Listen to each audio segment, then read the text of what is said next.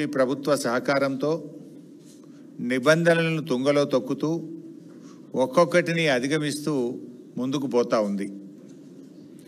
కానీ ఈ రాష్ట్ర ప్రభుత్వం, ఈ రాష్ట్రంలో ఉన్న కాంగ్రెస్ ప్రభుత్వం రాష్ట్ర ప్రయోజనాలు కాపాడాల్సింది పోయి, రాష్ట్ర హక్కుల కోసం పోరాటం చేయాల్సింది పోయి, నిమ్మకు నీరెత్తినట్టుగా రేవంత్ రెడ్డి ప్రభుత్వం వ్యవహరిస్తూ ఉంది, పరోక్షంగా సహకరిస్తూ ఉంది.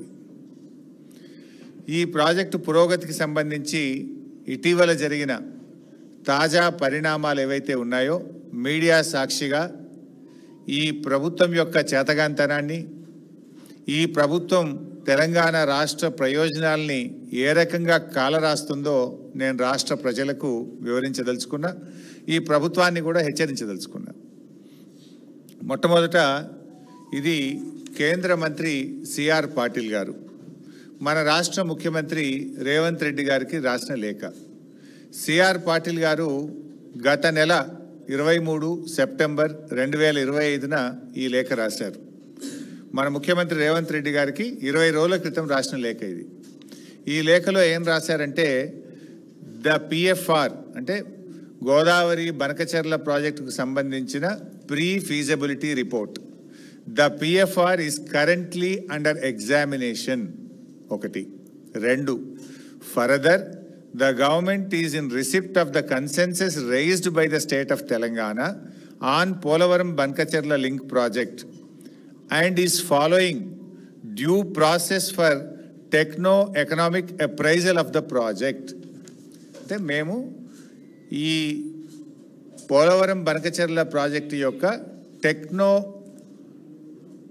ఎకనామిక్ అప్రైజల్ యొక్క ప్రాసెస్ కొనసాగిస్తున్నాము, మేము ప్రాసెస్ చేస్తున్నాము అని ఎవరికి రాసిండ్రు? స్వయంగా మన ముఖ్యమంత్రి రేవంత్ రెడ్డికి రాశారు.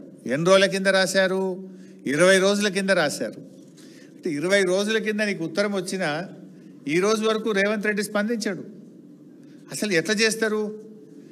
అప్రైజల్ అనే కాన్సెప్టే రాకూడదు. ఎందుకు రాకూడదు అప్రైజల్ అనే కాన్సెప్టు?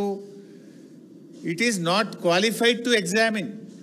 మన దేశంలో వరద జలాల మీద డిపిఆర్ల అప్రైజల్ జరగదు.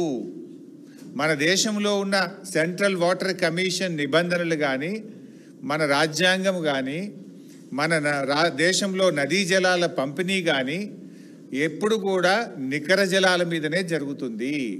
అంటే వరద జలాల మీద అసలు ప్రాజెక్ట్ రిపోర్ట్లే ఉండవు, దాని మీద అప్రైజలే జరగదు. అందువల్ల ఇది వరద జలాల మీద ఎప్పుడైతే ఆంధ్రప్రదేశ్ ప్రభుత్వం సబ్మిట్ చేసిందో, this is not entitled for appraisal. అసలు అది క్వాలిఫైయే కాదు.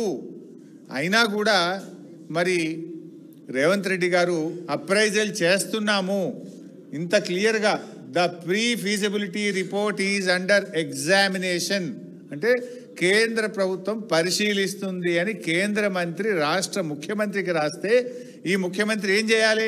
నువ్వు అసలు ఎట్లా ఎగ్జామిన్ చేస్తావు? వరద జలాల మీద ఈ దేశంలో ఇప్పటి వరకు ఏదైనా ఒక ప్రాజెక్టు అనుమతించిండ్రా? వరద జలాల మీద అనుమతించే విధానం ఈ భారతదేశంలో ఉందా?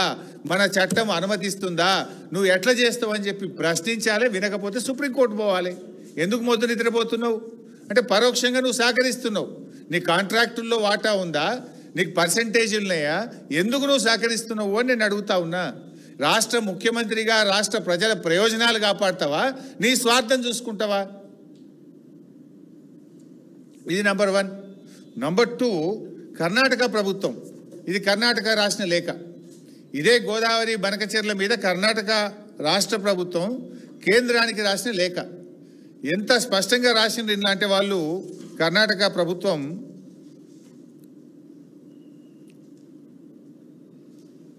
Para 11, page 3, by all the stated diversions by Andhra Pradesh, 80 plus 100 plus 243.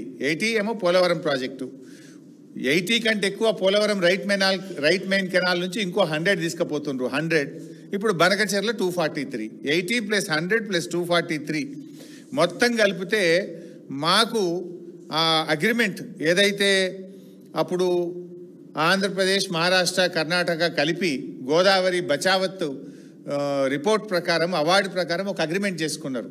Godavari నీళ్లు కృష్ణానదికి మళ్లిస్తే దాంట్లో ఎగువ రాష్ట్రాలకు కూడా వాటా ఉంటుంది. ఆ వాటా ప్రకారంగా 463 టీఎంసీలు ఇవాళ ఆంధ్రప్రదేశ్ మళ్లిస్తుంది. మాకు 112 టీఎంసీలు పైన కృష్ణాలో మేము ఆల్మట్టిలో ఆపుకుంటా అని రాసిండు. 423 టీఎంసీలు ఆంధ్రప్రదేశ్ మళ్లిస్తుంది. బనకచెర్ల కావచ్చు, పోలవరం కావచ్చు, అదనంగా తీసుకునేది కావచ్చు. మొత్తం 423లో 112 టీఎంసీలు పైన ఆపుకుంటా. ఎంత స్పష్టంగా రాస్తారంటే పేజ్ 13లో the ministry of Jalshakti is requested to intimate the date of clearance of the project in question so that Karnataka can take appropriate action for utilization of Krishna water. మీరు ఎప్పుడు అనుమతిస్తారో మాకు చెప్పండి. మీరు అనుమతిస్తే ఇక మేము తెల్లారికెళ్ళి మీద నీళ్ళు ఆపుకుంటా, కృష్ణానది జలాలు నేను ఆపుకుంటా మీద అంటుండు. మీరు అనుమతిస్తే మీద నీళ్ళు నేను ఆపేసుకుంటా అంటుండు. ఎవడు నష్టపోతాడు? తెలంగాణ పరిస్థితి రెండింటికి చెడ్డ రేవుడవుతుంది. కింద గోదావరి నీళ్ళు పోతే మీద కర్ణాటక వాడు కృష్ణా నీళ్ళు ఆపుకుంటే మన బతికేం కావాలి? మాకు హక్కున్నది. మాకు గోదావరిలో జరిగిన ఇంటర్స్టేట్ అగ్రిమెంట్ ప్రకారంగా ఆంధ్రప్రదేశ్ ఎన్ని నీళ్లు మళ్లిస్తే పైన కృష్ణాలో మా రేషియో ప్రకారం మేము ఆపుకుంటాము. 112 టీఎంసీలు ఆపుతామని చెప్పి ఇది కర్ణాటక రాసిన ఉత్తరం. ఇక మూడవది మహారాష్ట్ర కూడా రాసింది. ఇది మహారాష్ట్ర ప్రభుత్వం కేంద్ర ప్రభుత్వానికి రాసిన లేఖ. ఇందులో వాళ్ళు ఇంకా 2 విషయాలు, ఇంకొక కొత్త విషయం కూడా చెప్పారు. ఇందులో ఏమంటున్నారు?